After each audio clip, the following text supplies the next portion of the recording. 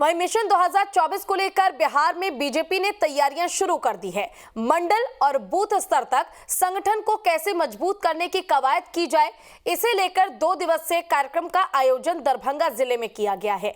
बैठक में पार्टी की ओर से राजनीतिक, आर्थिक और सामाजिक प्रस्ताव पेश किए जाएंगे। बैठक में मिथिलांचल में बीजेपी आने वाले लोकसभा चुनावों में फिर से कैसे सफलता हासिल करे, उस पर मंथन किया जाएगा। प्रदेश महामंत्री संजीव चौरसिया ने दावा करते हुए कहा है कि प्रधानमंत्री नरेंद्र मोदी के नेतृत्व में 36 सीट से ज्यादा सीटों पर बीजेपी विजय होगी। वहीं संजीव चौरसिया के इस बयान के बाद राजनीतिक गलियारों में कयास लगाए जा रहे हैं कि कहीं एनडीए के घटक दलों को सिर्फ 4 सीटें तो नहीं मिलेगी। बैठक में बीजेपी प्रभारी विनोद तावड़े, राज्यसभा सांसद सुशील मोदी, रेणु देवी, तारकिशोर प्रसाद, मंडल पांडे और नंद किशोर यादव के साथ ही नित्यानंद राय सहित कई नेताओं ने शिरकत की।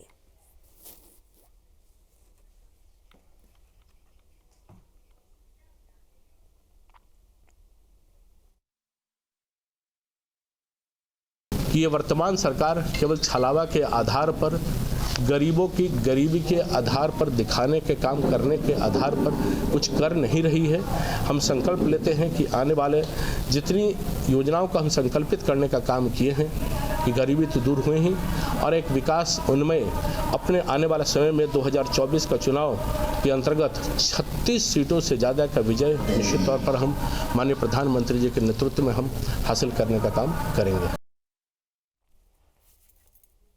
तो देखिए 2024 में बिहार बीजेपी के लिए क्या चुनौती होने वाला है। एमवाई फैक्टर यानी कि समीकरण, एमवाई समीकरण को साथ पाना बहुत मुश्किल होगा। ओबीसी समीकरण को साथ पाना भी एक बहुत बड़ी चुनौती भारतीय जनता पार्टी के लिए रहने वाली है।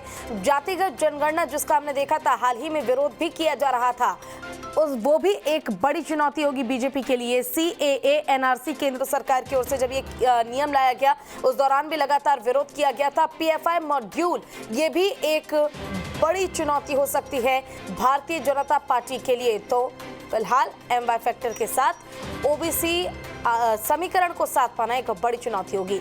इन लोकसभा सीटों पर बीजेपी का फोकस रहेगा। किशनगंज, उसके साथ ही नवादा जिले पर भी पूरा फोकस रहने वाला है बीजेपी का।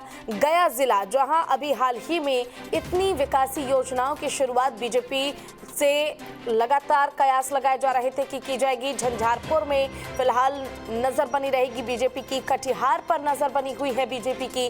साथ ही पूर्णिया जिले में, मुंगेर जिले में, तमाम ऐसे जिले हैं जहां भारतीय जनता पार्टी की निगाहें टिकी हुई हैं और कोशिश ये है कि अगर इन जिलों को फतेह कर लिया जाए, अगर इन जिलों में अपनी बातचीत को स्थापित कर लिया जाए, तो हो सकता है कि इसका लाभ 2025 विधानसभा चुनाव में जरूर मिले।